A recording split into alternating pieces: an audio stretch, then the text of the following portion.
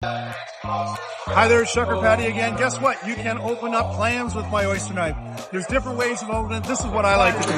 This is the hinge at the back, and I tend to go to this point here where it's closer to me. Okay? So again, I'll put it on the deck. I'll hold on it so it doesn't move. And I'll very slowly go in here, give a light turn until it comes up, rise forward. There's a muscle here and a muscle there.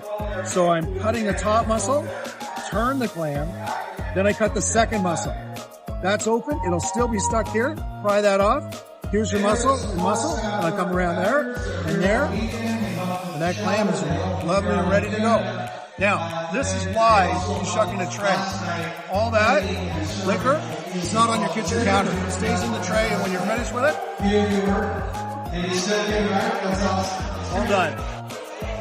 Come on back to Prince Edward Island and enjoy the shellfish.